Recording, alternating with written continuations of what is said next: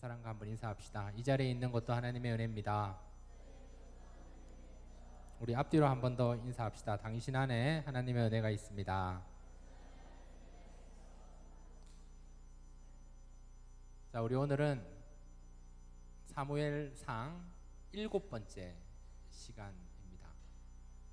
빼앗긴 언약이라는 제목으로 함께 말씀을 나누고자 합니다. 여러분, 한 배가 있었다고 합니다. 그 배에 많은 사람들이 타고 있었습니다. 그리고 선장이 있었습니다.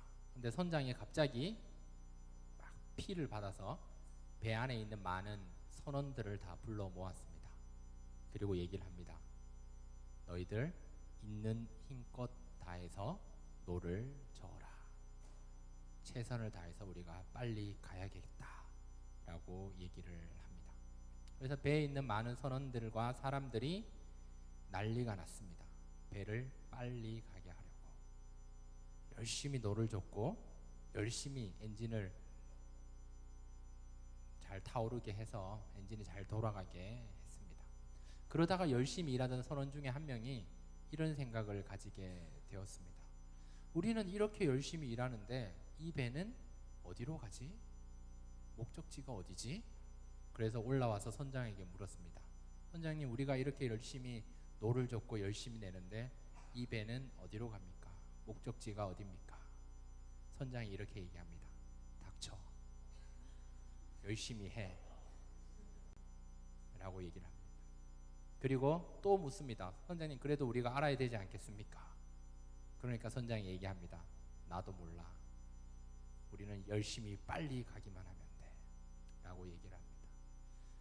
여러분, 이렇게 얘기한다면 여러분은 어떻게 했습니까? 저라면 배에서 뛰어내릴 것 같아요. 안 뛰어내리면 어디로 가는지 모르니까 세월호처럼 다 죽을 수도 있기 때문에 뛰어내려야죠.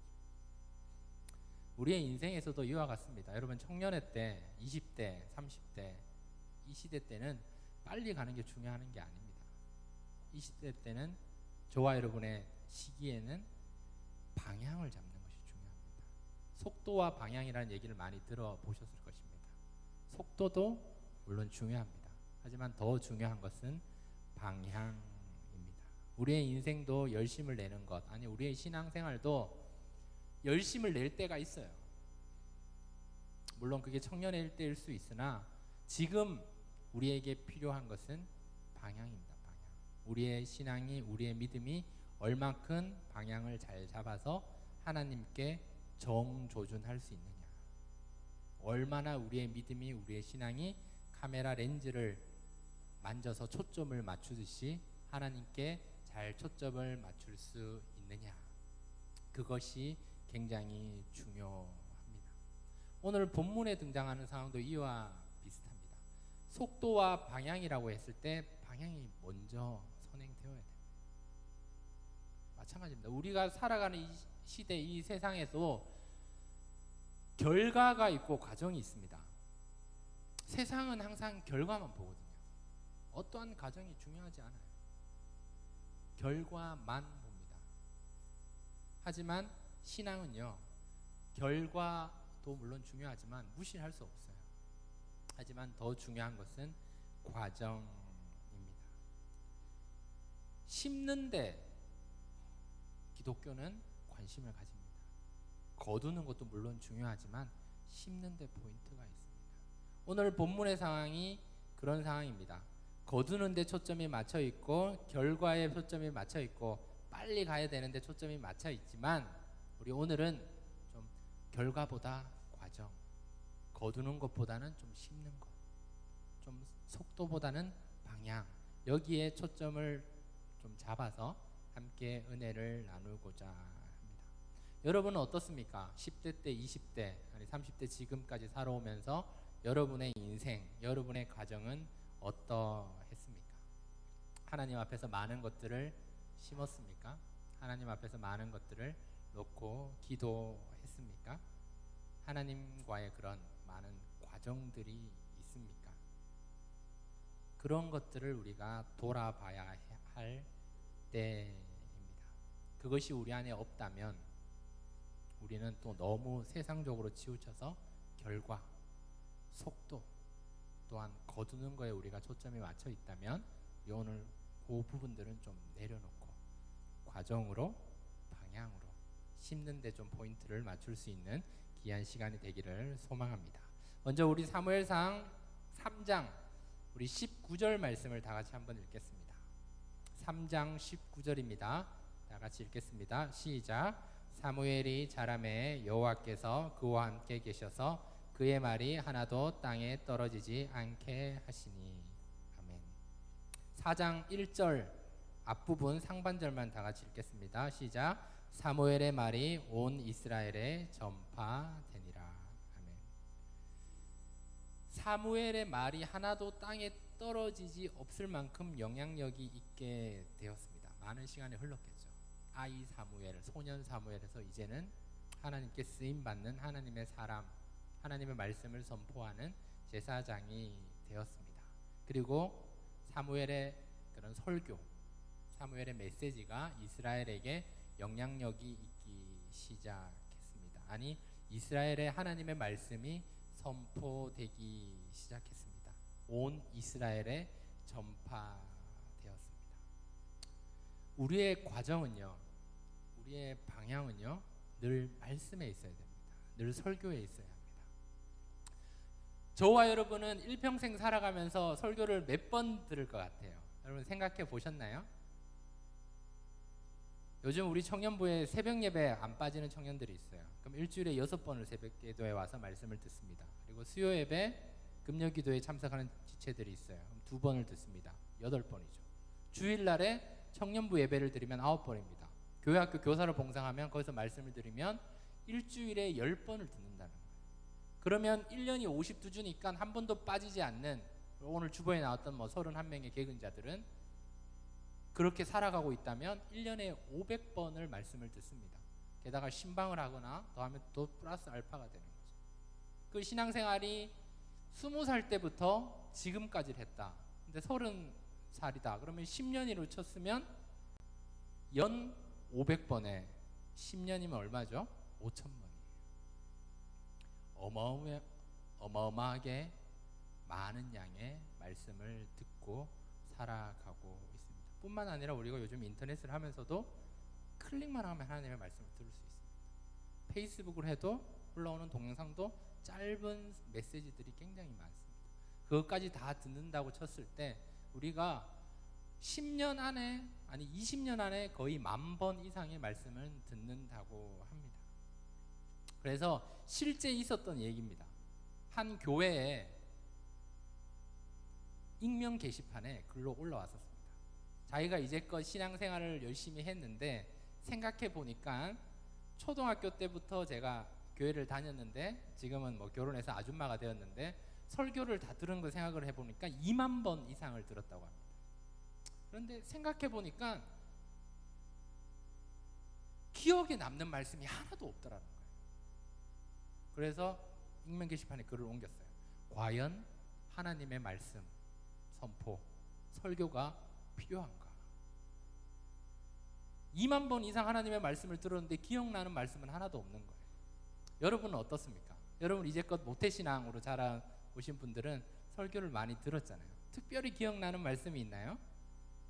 없잖아요. 솔직히 없잖아요. 저도 없어요. 저도 어릴 때 뭐 이렇게 교회학교 출신이긴 하지만 들었던 말씀에 생각나는 게 없어요. 그때 장난칠 거, 제 때는 콩알탕이라는 게 있었어요. 콩알탕. 저는 예배 시간에 항상 콩알탕을 가지고 갔습니다. 왜? 기도 시간에 터뜨리기 위해서. 반드시 기도 시간에 터뜨려줘야 돼요. 그런데 어떻게 걸렸는지 아십니까? 기도 시간에 콩알탕을 터뜨리고 저는 기도를 합니다. 그러면 갑자기 빵 소리가 나면 다들 기도하다가 눈을 뜨거든요. 근데 저 혼자 눈을 감고 있어요. 걸리는 거죠. 이런 게 기억에 남지, 어떤 전사님이 어떤 목사님이 어떤 말씀 했는지 기억이 하나도 안 남습니다. 우리 희성교회 청년부에도 여러분 어떻습니까? 제가 희성교회 와서 설교를 굉장히 많이 했어요. 굉장히 많이 했어요. 그럼에도 불구하고 말씀이 기억나는 게 있나? 저문 열고 나가면 오늘 들었던 얘기도 잊어버리는 게 오늘날 현실입니다. 지난주 말씀이 뭐였나 모릅니다. 그래서 한 성도가 인터넷 게시판에 그렇게 올리니까 그 밑에 논쟁이 붙어 있습니다. 그래도 하나님의 말씀은 필요하다. 정말 나도 생각해보니 그렇네. 없어도 되는 거 아니냐. 막 논쟁이 달렸습니다. 그래서 그렇게 논쟁이 막 시작되는 가운데 한 목사님의 댓글로서 그 논쟁이 마무리됐다고 합니다. 그 댓글 내용이 이렇습니다. 제가 좀 적어왔어요. 자, 나는 60살입니다. 하루 세끼 1년 360을 먹으면 2만 번 이상 밥을 먹었는데 돌이켜보면 어떤 밥을 먹었는지, 콩밥인지 보리밥인지 쌀밥인지, 어떤 반찬으로 먹었는지, 어떤 재료로 만들었는지, 외식을 했는지 잘 기억이 나지 않습니다. 그러나 확실한 건 그때 그 밥을 먹지 않았으면 지금의 나는 죽었을 것이고, 밥을 제대로 먹지 않았으면 성장하지 못했고 지금의 건강한 모습으로 살 수 없었습니다. 마찬가지입니다. 우리의 영적인 상태도 이와 같습니다. 하나님의 말씀을 늘 듣고 살아가지만 돌이켜보면 잘 기억하지 못합니다. 하지만 여러분 괜찮습니다. 왜? 여러분은 지금 과정 가운데 있고 여러분은 지금 방향을 맞추는 시점에 있기 때문에 그것을 기억을 못해도 잃어버린 것이 아닙니다. 그냥 잊은 것이지 필요하면 성령님께서 생각나게 하시기에 끊임없이 우리는 들어야 됩니다. 우리가 늘 밥을 먹듯이 먹어야 됩니다. 그래야 우리가 건강해지고 우리의 믿음이 튼튼해지기 때문입니다. 온 이스라엘에게 하나님의 말씀이 선포되었습니다. 이때는 사사시대 때는 하나님의 말씀이 끊어졌습니다. 제대로 된 설교가 없었습니다. 모세 이후에 사무엘의 시전 이전에는 제대로 된 말씀이 없었습니다. 방향을 못 잡았다라는 거예요. 양식이 없었습니다. 너무나 힘들었고 어려웠습니다. 그러나 하나님께서는 사무엘을 세우셔서 그로 인해서 하나님의 말씀이 선포되게 해 주셨습니다. 여러분 우리의 영혼, 우리의 육체도 여러분 먹지 않으면 건강할 수가 없습니다. 영혼도 마찬가지입니다. 끊임없이 먹어야지 우리가 능력을 얻고 뭔가를 할 수가 있습니다. 사랑하는 희성교회 청년부 형제 자매님, 주 안에서 말씀을 심으십시오. 말씀의 과정 안에 있기를 축복합니다. 그것을 청년의 때 잡지 않으면 여러분 시간이 지났을 때 그 과정을 놓쳐버리게 되면 굉장히 힘들고 어려워지게 됩니다. 이스라엘 백성들이 어떻겠습니까? 사사 시기를 지난 후에 하나님의 말씀을 선포됐을 때 어색하지 않았겠습니까? 이거 뭐지? 그렇지만 그들이 처음에는 거부감도 있을 수 있을 것이고, 그러나 시간이 지나면서 하나님의 말씀으로 은혜 받고 감동이 받아 믿음은 들음에서 나기 때문에 그들에게 믿음이 생기기 시작했습니다. 침체되었던 이스라엘 백성들이 말씀을 통해서 은혜 받게 되었고, 여러분 사무엘상을 보면 나중에 회개 운동까지 일어나게 됩니다. 끊임없이 하나님의 말씀을 들어야 합니다. 주일날 교회 오는 이 시간 다른 건 다 몰라도 정말 피곤해도 하나님의 말씀을 들을 수 있어야 합니다. 저는 과거에 유치부 사역을 1년간 한 적이 있습니다. 그래서 제가 기도했죠. 주님, 다시는 유치부 사역 안 하게 해주시면 좋겠습니다. 죽을 것 같습니다. 1년을 다 했습니다. 그때는 제가 설교할 때 애들한테 개판이에요. 개판. 하나님 나라가 임하실 것 같아요. 임하실 것 같아요. 도저히 이거는 설교가 아니에요. 설교가. 전 나름대로 막 그림도 준비하고 했지만 잘 안 되는 거예요. 하지만 그 아이들은 어떤 줄 아십니까? 집에 돌아가면 그 내용을 다 얘기를 하더라고요. 그 아이들이 안 듣는 것 같지만 다 듣더라는 거예요. 우리 아들도, 저희 집에 아들이 있는데 이제 아들이 둘 됐는데 첫째가 어린이집에가 완전 개판이거든요. 어린이집에서 올리는 사진을 보면 단체 사진은 우리 아들이 없어요. 그런데 그 다음에 보면 선생님이 아기를 안고 있는 단체 사진이 꼭 있거든요. 항상 이런 식이에요. 물어보면 통제가 안 되는. 이런데 어린이집에서 뭐 했어 하면 어린이집에서 했던 노래를 불러요. 둥근 애가 떴습니다. 이걸 부르더라고요. 이 닦고 운니아를 닦고 이쪽 저쪽 뭐 얘기를 하는데 역시 어린이집 듣는 게 있구나. 안 듣는 것 같아도 들으니까 기억이 남는다. 마찬가지입니다. 여러분, 우리의 영적인 상태도 아무리 피곤해도 어려워도 최대한 많이 예배의 자리에 나와서 하느님의 말씀을 들어야 여러분의 믿음이, 여러분의 신앙이 자라나고 건강해질 수 있습니다. 이 과정이 없으면 나는 이 과정을 건너뛸래, 나는 이 과정을 없이 그냥 믿음의 성장에서 하나님께 쓰임받는 사람이 되고 싶네, 어렵습니다. 방향을 먼저 잡고 나서 빨리 가야지, 이 방향을 잡지도 않은데 무조건 빨리 가는 것은 안 됩니다. 심지도 않고 거두려고 하면 안 됩니다. 과정은 없이 결과만 한다, 이건 세상적인 방법입니다.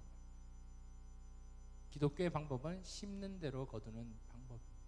끊임없이 말씀을 듣는 과정, 말씀을 묵상하는 과정, 말씀을 공부하는 과정, 말씀을 암송하는 과정, 이것들이 계속 반복적으로 있어야 여러분의 믿음이, 여러분의 신앙이 자라날 수 있습니다. 여러분은 유치부 아이들이 아닙니다. 듣고 묵상하고 결단하고 반성하고 회개하고 다시 말씀을 들어야 합니다. 큐티를 하는 이유도 그렇게 있습니다. 하루를 시작할 때 큐티를 한다. 하루를 시작할 때 새벽기도 와서 말씀을 듣는다. 왜? 그 말씀이 나에게 방향이 되기 때문에, 그 말씀이 나에게 과정이 되기 때문입니다. 그 말씀이 나에게 심는 것이 되는 것이기 때문입니다. 우리는 얼마나 많은 것을 심습니까? PC방에 가서 끊임없이 레벨을 만렙으로 올리기 위해서 끊임없이 심잖아요. 끊임없이 돈을 투자를 하잖아. 심는 거잖아. 저는 당구 수지가 150입니다. 고등학교 2학년 때 200을 쳤어요. 되게 잘 쳐요. 저는 볼링이 100점이 넘습니다. 100점이 넘는다고 얘기를 하지만 사실 한 150은 쳐요. 150점 정도 칩니다. 자실 때는 226점까지 쳐봤고 보통 한 170, 180 칩니다. 제가 뭐 이렇게 장비가 있는 게 아닙니다. 그냥 하우스볼로 그냥 치는 게 그 정도. 왜 그렇게 잘 치겠습니까? 많이 심었기 때문에. 돈을 끊임없이 심었고 끊임없이 쳤기 때문에 가능한 거예요. 고등학교 2학년 때 당구장에서 살면서 짜장면을 수없이 먹었기 때문에 당구 수지가 올라간다라는 거예요. 모든 것은 심는 것이 있어야 결과가 있다라는 거예요. 우리는 어떻습니까? 신앙생활 좀 잘하고 싶는데 심는 것을 안 합니다. 과정 자체가 어렵기 때문에 안 하려고 합니다. 방향을 빨리 잡아야 되는데 방향을 안 잡고 무조건 빨리 가고 결과만 거두고만 싶어 하는 것이 우리의 모습입니다. 오늘 본문에 등장하는 상황이 이런 상황입니다. 내가 이제 말씀을 이제 선포가 되었기 때문에 이제 당장 전쟁에 나가면 승리하겠구나. 과정이 없습니다. 방향을 못 잡았습니다. 전쟁에 가서 3,000명이 죽었습니다. 초토화가 됐는데 과정으로 다시 돌아가지 않습니다. 다시금 방향으로 돌아가지 않습니다. 이것이 무엇이 잘못됐나? 우리가 기도를 심지 않았구나. 우리 자신을 돌아봐야 되겠다. 이러지 않습니다. 법궤만 가져오면 우리가 승리할 수 있겠구나. 결과에만 초점을 맞추고 있다라는 거예요. 우리의 신앙, 우리의 믿음이 이렇게 되면 안 됩니다. 여러분은 어떻습니까? 무조건 빨리 결과를 이루어서 빨리 뭔가를 하고 싶지는 않습니까? 회개하십시오. 청년의 때는 심는 때입니다. 청년의 때는 과정을 찾는 때입니다. 청년의 때는 빨리 가는 때가 아닙니다. 방향을 찾아서 잘 정돈하고 초점을 맞추는 때입니다. 우리의 믿음, 우리의 신앙, 여러분은 과정, 방향, 그 다음에 심는 것에 포인트를 잡아서 여러분 말씀을, 여러분 믿음을 잘 심을 수 있기를 바랍니다. 우리 두 번째로 우리 3절 말씀을 다 같이 읽겠습니다. 3절입니다. 시작.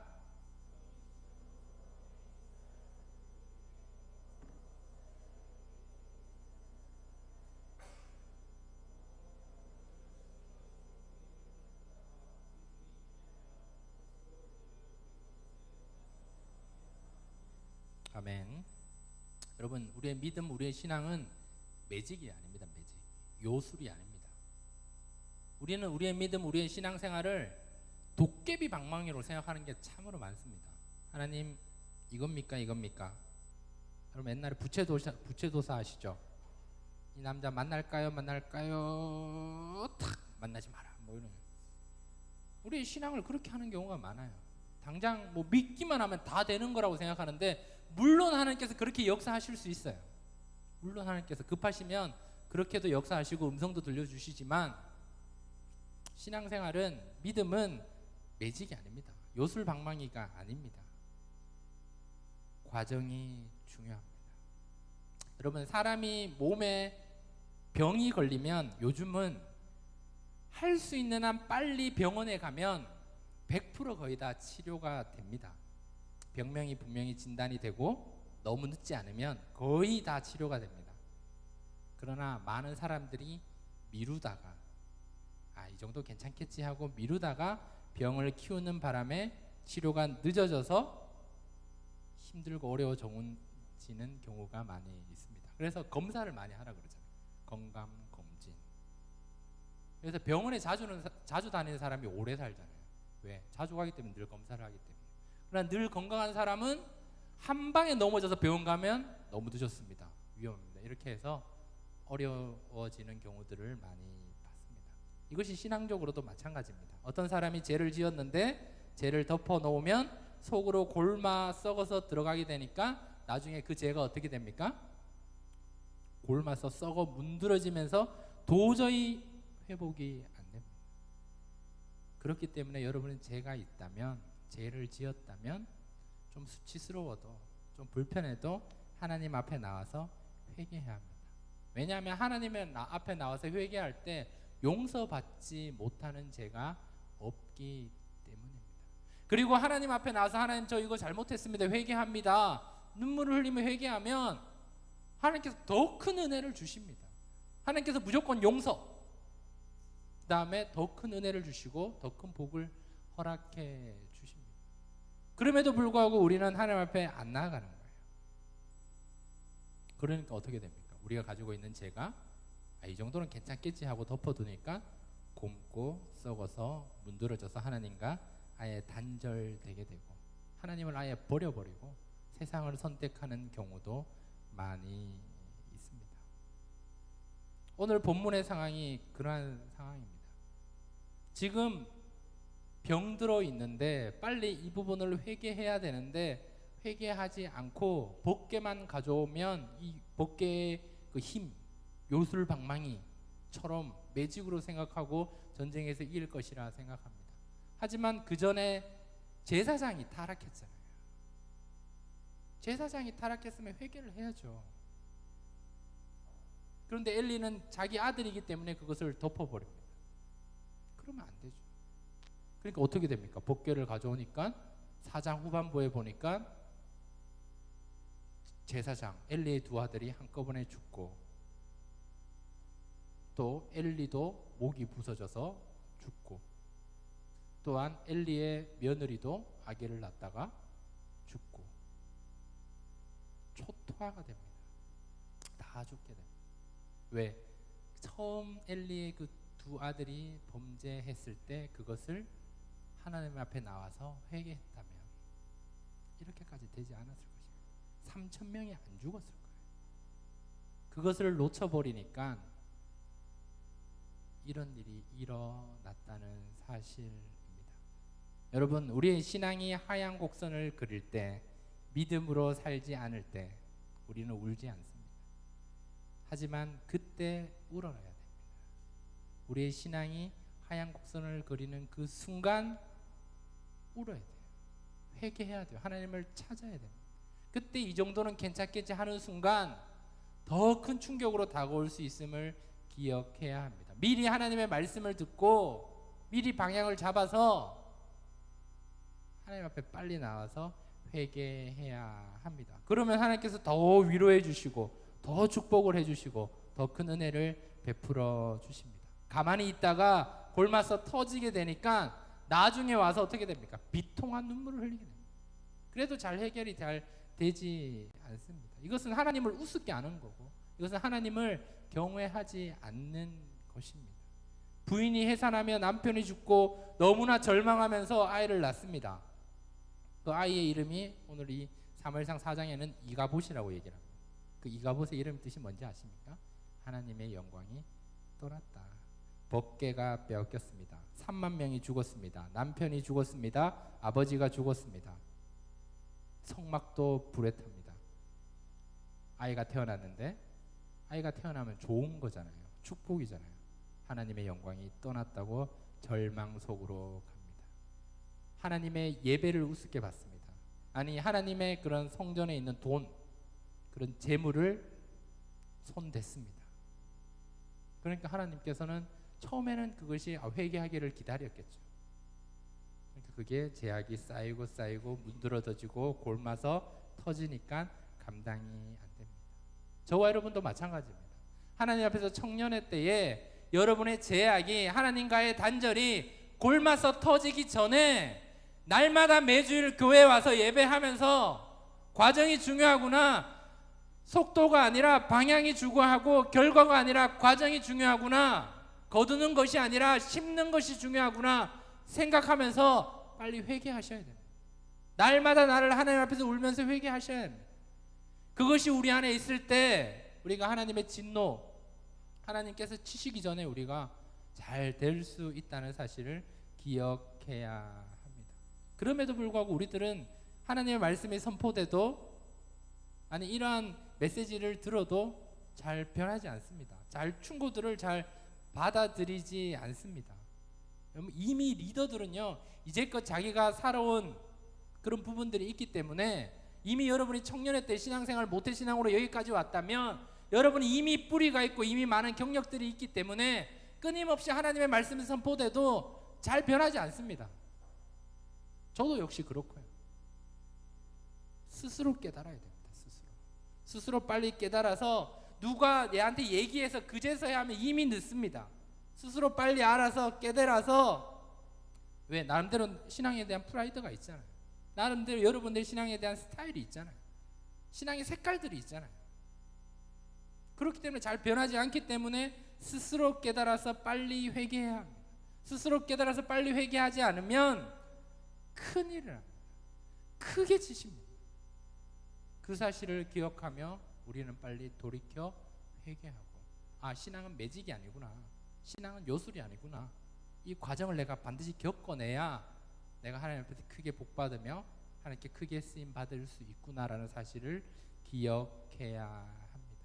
한번 따라 합시다. 하나님의 영광이, 다 같이, 하나님의 영광이 떠나지 않아야 한다. 하나님의 축복이 반드시 있어야 한다. 여러분, 하나님의 영광이 떠나면 끝입니다. 끝이에요. 지금 여러분이 이 자리에 있는 건 아직 하나님의 영광이 있는 거예요. 믿으십니까? 지금 이 자리에 있는 것은 여러분, 하나님께서 아직 여러분을 사랑하시는 거예요. 이 자리에 있는 것은 하나님께서 여러분을 축복하셨기 때문에, 복내려 주셨기 때문에 여기 있는 거예요. 이게 하나님의 AS를 받고 있다는 증거예요. 그러나 여기서 하나님의 영광이 떠나가면 끝입니다. 하나님의 축복이 없으면 우리는 사람답게 살지 못합니다. 여러분, 너무 자신을 믿지 마십시오. 하나님의 말씀을 믿으십시오. 나를 믿고 내가 가는 이 방향, 빨리 가는 이게 맞겠다, 틀릴 수 있습니다. 영적으로 깨달아서 빨리 정신을 차리십시오.